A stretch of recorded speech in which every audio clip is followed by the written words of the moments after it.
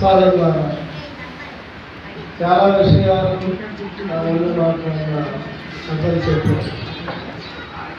వర్గీకరణ వ్యతిరేక ఉద్యమం ప్రారంభమైన విషయం నుంచి ముఖ్యంగా ఉత్తరాంధ్ర జిల్లాలో బాలగోపాలు, కేబీఆర్ అంబేద్కర్, మరి బయ్యే మల్లయ్య, మాటూరి చల్లారావు గారు, జామి ఈశ్వరరావు, పిరిడి రాజేంద్ర కుమార్, టెక్కల ముందు నాగరాజు, గౌతమ్ నారాయణ, అదేవిధంగా మెట్లపాటి అప్పన్న, కసిరిపేట, కొబ్బరాల మైకేల్, నర్సీపట్నం, సూరిబాబు, కైలే విద్యాసాగర్, మోహన్ రావు గారు, షిప్యార్డ్, అప్పారావు గారు, తర్వాత బర్మా గారు, కాళ్ళు పెద్ద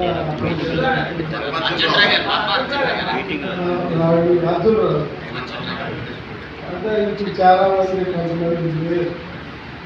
సరే, ఈ 2004 ముందు జరిగిన అంశాలు మనం మాట్లాడుతాం. ఇప్పుడు సుప్రీంకోర్టుకు సంబంధించిన అంశాన్ని మన గ్రౌండ్ సేఫ్టీ కోర్టు, మనం ఏ విధంగా సుప్రీంకోర్టు సుప్రీమా లేదు, పార్లమెంట్ సుప్రీమా, రాజ్యాంగ సుప్రీమా విషయాలు అనేది కూడా 2-3 విషయాలు టైం అయిపోయింది అన్నారు. కాబట్టి ఉన్నంతలో క్లుప్తంగా నేను చెప్పేది ఉపన్యాసం రిపోర్ట్ అంటుంది. ఈ ఉద్యమంలో ఇప్పుడు జరిగే అంశాల మీద నివేదిక ఇస్తామన్నా నేను మీరు ఉద్యమాన్ని ఎట్లా తీసుకెళ్ళాలా, కేసు ఎట్లా పెడతామని మీ ఇష్టం. సుప్రీంకోర్టు బెంచ్ చెప్పినట్టు క్రీమీ లేని ప్రధాన అంశంగా వచ్చింది. క్రీమీ లేని ఏంటి అసలు ఆ పదం రాజ్యాంగంలో ఉందా? క్రీమీ లేని పదం రాజ్యాంగంలో లేదు. మరి ఎక్కడి నుంచి వచ్చింది? క్రీమీ లేని పదం రాజ్యాంగంలో లేకుండా సుప్రీంకోర్టు ఎందుకు ఇస్తాము? 342 తర్వాత మాట్లాడదాం, అక్కడికి వెళ్తానే. ఆర్టికల్ 340లో క్రీమీ లేని ఉందా? సామాజిక విద్యా వెనుకబాటుతనాన్ని గుర్తించడానికి ఆర్టికల్ 340లో కన్వెన్షన్ వేసింది. మరి అక్కడ లేదే. ఆర్థిక వెనుకబాటుతనాన్ని పేరు ఆ పదవి ఎక్కడ నుండి వచ్చింది? వేసిన మోటివేటి విద్యాపరంగా సామాజికంగా వెనకబడిన కులాల ఆ తరగతుల ప్రజల్ని లెక్కించడం కోసం భారతదేశ వ్యాప్తంగా కన్వెన్షన్ వేసింది రాజ్యాంగ నిర్మాత. దాన్ని పక్కదారి పట్టించి లేని రాజ్యాంగంలో లేని 340లో లేని ఈ క్రీమీ లేయర్ అనే పదాన్ని మండల కమిషన్ తర్వాత 92 ఇతర సహాయం జడ్జిమెంట్ ద్వారా తెచ్చారు. ఎవరు తెచ్చాడు? అది ఎందుకు తెచ్చారు? భారతదేశంలో అప్పటికే మండల కమిషన్ నివేదిక నాటికి 52% మంది బీసీ ప్రజలు ఉన్నారు. అంటే వెనకబడిన తరగతులు ప్రజానీకం ఉన్నారు.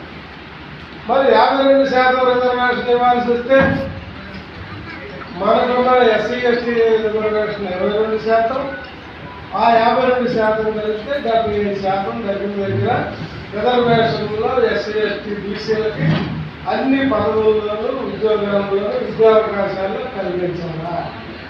అంటే వాళ్ళు దోపిడీ చేయడం కోసం 50% సీలు రూల్ తెప్పించి సుప్రీంకోర్టు చేత 27% పరిమితం చేసి ఈ 27% కూడా ఐడెంటిఫై చేసే బాధ్యత ఆయా రాష్ట్ర ప్రభుత్వాల మీద పెట్టి అదనంగా బీసీ జనాభా 27% కోటాన్ని ఈ దేశంలో ఉన్న ఆ తీర్పు ఇప్పించిన శూద్రాగ్ర కులాలు, బ్రాహ్మణులు తింటారన్నారు. ఈరోజు అక్కడ పుట్టిందే క్రీమీ లేయర్ అనే పదం రాజ్యాంగంలో లేదు. జడ్జీల స్వార్థ ప్రయోజనాల నుండి, అధికారంలో ఉన్న అగ్రకుల పార్టీల రాజకీయ నాయకుల నుండి, ఆ మేధావుల నుండి గొడవలు పుట్టింది క్రీమీ లేయర్ రాజ్యాంగం చెప్పలేదు. ఆ లేని క్రీమీ లేయర్ని ఆ భూతాన్ని ఇప్పుడు ఎస్సీ ఎస్టీల మీద ఈ జడ్జిమెంట్లో రాజ్యాంగంలో ఇప్పుడు మనకి అదొక బ్రాహ్మణ అగ్రహారం. సుప్రీంకోర్టు అదొక అగ్రహారమే. అంటే మొత్తం బ్రాహ్మణ కంపు కొడతారు. సుప్రీంకోర్టు అంతా మనుషులు కంపు కొట్టదు, మేధావులు కంపు కొట్టదు. ఆ బెంచ్ మీద అంతా బ్రాహ్మణ కర్తలు బతకాల్సింది ఆగ్రహం. దానికి వచ్చిన తీర్పు ఇప్పుడు ఎందుకు రాజ్యాంగం వ్యతిరేకమైంది? ఆ దేవుడు ఏం చెప్తామండి? ప్రభుత్వాలు ఎక్కడేం ప్రకటిస్తామండి? మనమే అవగాహన ఆలోచించడం ఉన్నాం. ఇది వర్గీకరణ తీర్పు కాదు. ఇది వర్గీకరణ తీర్పు కాదు.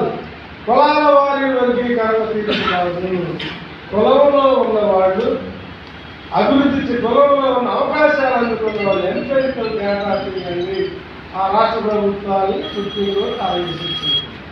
ఎంపెరికల్ డేటా అంటే అటెండర్గా ఉద్యోగం పొందిన, ఐఏఎస్గా ఉద్యోగం పొందిన, ఈ సామాజిక ఆర్థిక పరమైన అంశాలు ఆటో రిక్షా లోన్ తీసుకున్న, కారు పొందిన, ఏ బెనిఫిట్ పొందిన వాళ్ళైనా ముందు ఆ లెక్కలు దాని నుండి పక్కన పెట్టండి అని చెప్పి చెప్తాం. జడ్జిమెంట్ అది. ఆ సీరియస్నెస్ మన వాళ్ళకి కొద్దిగా అర్థమైంది. మాదిగలకి అర్థమైన కొద్దిమంది అర్థమయ్యి కానట్టు నటిస్తూ ఉన్నారు ఈరోజు ఆ ఉద్యోగం. ఇక్కడ వాళ్ళు ఏం చెప్తా ఉన్నాడు? ఎంఆర్పిఎస్ నాయకులు, ఐఏఎస్, ఐపీఎస్లు కూడా వీళ్ళు రిజర్వేషన్ ఎన్ని తరాలు పొందుతారు అని బెంచ్ కూడా అడుగుతా ఉంది. మరి రాష్ట్రాలకు ఇచ్చిన అధికారంలో రాష్ట్రాలు చేసినప్పుడు ఐఏఎస్, ఐపీఎస్ సర్వీసులు ఏ పరిధిలో ఉన్నాయి? గవర్నమెంట్ ఆఫ్ ఇండియా పరిధిలో ఉన్నాయి. రైల్వే ఉద్యోగాలు ఏ పరిధిలో ఉన్నాయి?